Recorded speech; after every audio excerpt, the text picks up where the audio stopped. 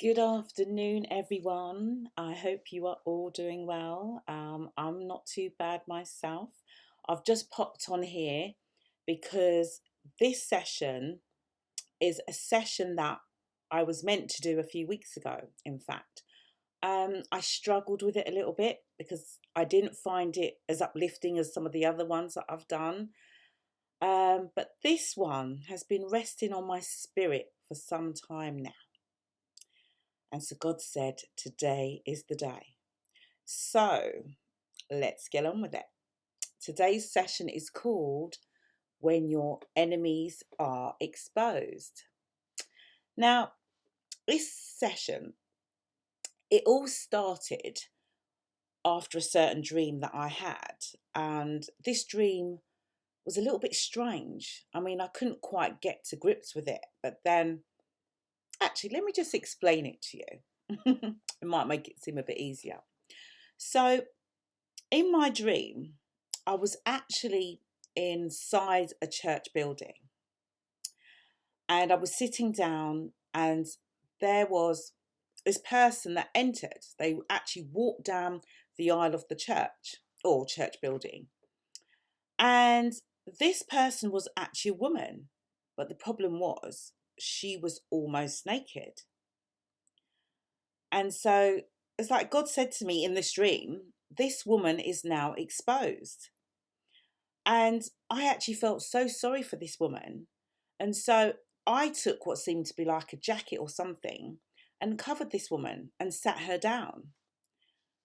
I mean, even in my heart, this is meant to be a dream, right? But even in my heart, in this dream, I did not want this woman to feel any shame at all. And that's why I covered her, you know? But remember, this woman was actually semi naked, but no one actually saw her apart from me. And God just kept saying over and over and over, your enemies will be exposed. And I was like, wow, oh my goodness. So what do I do with this? What do I do? Who is it God is going to expose? So can you actually imagine, like, every single person that you know or you've encountered with that is your enemy, whether you know it or not? And God chose to expose them right before your very eyes. I mean, how would you handle it and what would you do? Especially if you could actually see them as plain as day. Well, if you're anyone like me, you're right. I had to get into the scriptures for this one because I didn't want to say this or I didn't want to say that. And, you see so many things on YouTube and Instagram and all these things and Facebook, and people say this and people say that. And I'm like, I don't want to be one of those people. But now I feel like one of those people today because this is what God asked me to deliver. And I have to tell you that until I actually chose to release it today, I didn't feel peace. But now I have chosen to release it. Now I feel at peace. So that's when you know it's the right thing to do. And that's when you know it is really God speaking to you. Now, as you know, in the Ten Commandments, it actually tells us that we must love our neighbours as ourselves. But who is our neighbour and who is our enemy? So I was looking in the scriptures, as I said, and I saw in Matthew chapter 5, verse 43, it says, you have heard that it was said, love your neighbour and hate your enemy. Now that's a bit different to the Ten Commandments, isn't it? And then again, I mean, I've got so many scriptures, I just kept going through and through and through. So this one's in Exodus chapter 23, verse 22, and it says, if you listen carefully to what he says and do all that I say, I will be an enemy to your enemies, and I will oppose those who oppose you. Okay, so basically, this one is basically saying, let God deal with it. Okay, and in Job chapter 27, verse 7, it says, let my enemy be exposed as wicked, and let my adversary be proven guilty. So now Job is actually saying here, expose them, you know. So it's just another one. And here we go. Let's have a look at Proverbs. We always have the rules in Proverbs, don't we? So in chapter 24, verse 17, it says, do not gloat when your enemy falls, when they stumble, and do not let your heart rejoice. So in my heart, in my dream, remember, I must have been thinking, I didn't want to gloat over this person because I felt shame for this person for being naked, amongst everyone. I mean, I felt so bad for them. So in this one, it says, do not gloat when your enemy falls, when they stumble, do not let your heart rejoice. You still have to have feelings for that person, yeah? You still got to have some kind of mercy.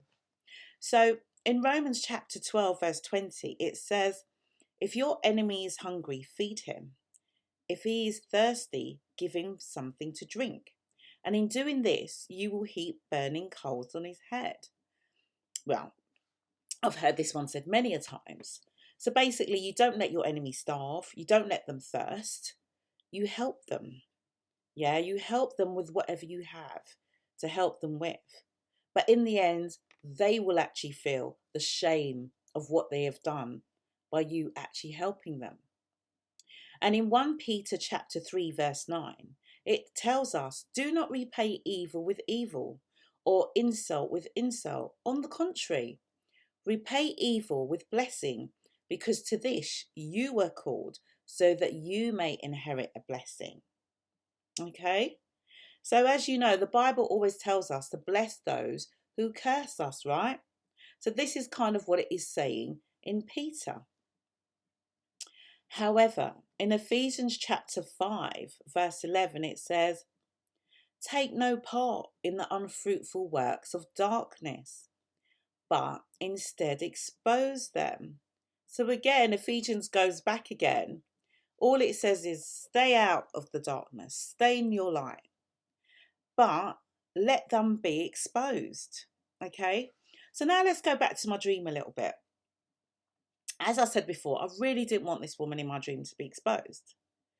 And I didn't want people to see that she was actually naked. Like I said, if that was me, I would have been embarrassed. And so I was just so embarrassed for this person. And so I just wanted her to be covered up so that she wasn't even revealed, even if people could see her eventually. So you might ask now, well, if this woman was my enemy, why would I want to help her? It's a good question, isn't it? Why would you want to help your enemy? I mean, for example, if you're in the war, you are told to actually avenge the people that you're at war against as a soldier, right? But how many soldiers do you know that have actually helped the enemy? They've probably taken them in, taken them in as a victim of war, but not actually, damaged them in any way, but just maybe put them in prison. So these are kind of the lines that I'm kind of thinking of when you say your enemy. I actually just think of you at battle in the war. To be frank, I did not want to be painted by the same brush as this woman. I remembered, even in my dream, that I must not and will not repay her like for like. God never called us to be this way, even when we, in our own strength, always believe to get back at people. It's just not a good thing, is it? It is far better to walk away from the darkness that shadows you with evil. Step into the light that you have been called into. So yes, let us bless those who curse and persecute us. Let us choose righteousness. Let us choose good. Let us choose the light. Because your enemies and my enemies, or our adversaries, will expose themselves eventually without you having to do anything at all. So let me say this again. Choose what is right and what is good. Choose love and not hate. Let God be your final vindicator. and let God take full control of any given situation that you yourself may find yourselves in, especially when you realize it or maybe not. Amen. Like I said, this one was so difficult for me to release, and it's short and sweet. I really just didn't want to speak about this one because I still find it quite difficult and I still struggle with it, because you know, on the left hand it says this and on the right hand it says this. But at the end of the day, we must always find the light and we must always find the goodness. Yeah? Especially if people are not good to us. And you and I know that we do have our own haters. We do have people who will never love us, or who will never like us, or who will never want to be our friends. This is just how it is. But we cannot paint ourselves in the same brush as these people. We must choose the light, and we must choose to walk into the light, and we must choose goodness over evil. So, my brothers and sisters, as I said, choose to walk into the light and leave the darkness behind you. So now we've come to the end of my session today. So let me close with my usual saying. You are a child of God and you are so unique. You have been chosen by Him and you are loved very much by Him. So may God continue to lead, guide and protect you. And may God bless you and make His face shine upon you and give you peace. Amen. And so I just want to say thank you again for joining me. I have another session this week that I've already written. And it's actually called Better Days Will Come. And so I pray that you will join me then. So brothers and sisters, continue to walk into the light. Stay in peace and stay safe out there. In Jesus' mighty name. Take care. Bye for now.